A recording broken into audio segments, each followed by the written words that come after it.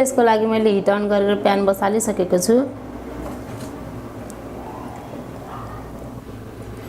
यहाँ चाहिँ मैले 3 वटा करेला र आलुलाई यसरी गोलो गोलो बनाएर काटेर राखेको छु। प्यान तातिसकेको छ। अब म यसमा थोरै तेल राख्छु। यो फ्राई गर्ने हुनाले तेल चाहिँ अलि धेरै नै राख्नुपर्छ। म यसमा थोरै जिराको दाना फ्राई गर्छु र सँगै म सुकेको खुर्सानी पनि राखिदिन्छु।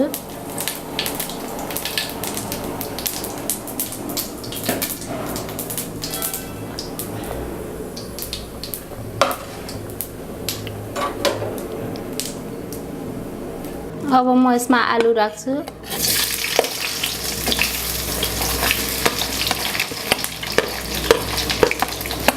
र करेला पनि सँगसँगै राखिदिन्छु।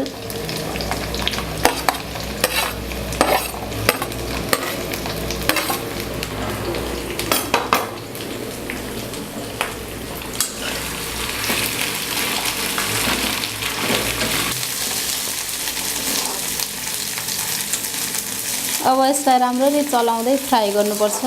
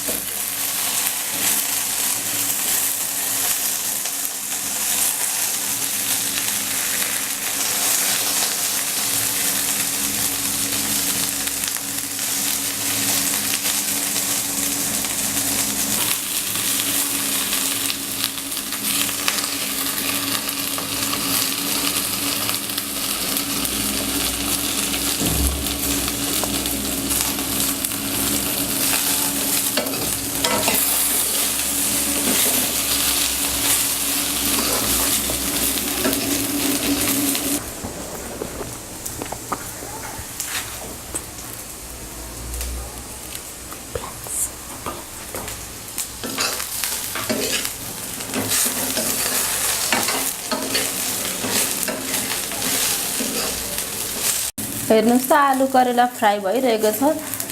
अझै यसलाई अझै मजाले फ्राई गर्नुपर्छ।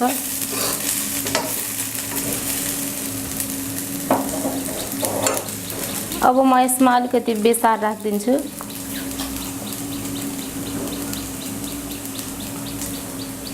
र थोरै नुन पनि राख्छु।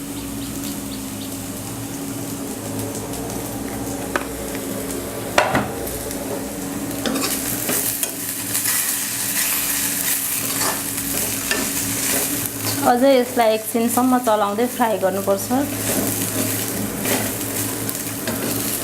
हेर्नुस् त आलु करेला फ्राई भएर यतिको बनेको छ। अझै म यसलाई 2-3 मिनेट जति फ्राई गर्छु। जस्तै यो आलु करेला फ्राई हुन लागिसकेको छ। म यसमा थोरै जिराको धुलो राख्छु र अब 1 मिनेट जति फ्राई गर्छु यसलाई। त्यसपछि यो रेडी हुन्छ। हेर्नुस् त अब यो मजाले फ्राई भइसकेको छ। यसरी फ्राई गरेको आलु करेलालाई चाहिँ मैले यसरी प्लेटमा सर्भ गरेको छु। यहाँहरूले पनि यसरी नै आलु करेला फ्राई गरेर चिउरा, खाजा, खाना जेसँग पनि लिन सक्नुहुन्छ। यहाँहरूलाई मेरो यस रेसिपी कस्तो लाग्यो कृपया प्रतिक्रिया दिन नबिर्सनु होला। साथै यस्तै अन्य भिडियोहरू लिएर म फेरि पनि आउने नै छु। हवस् त, धन्यवाद।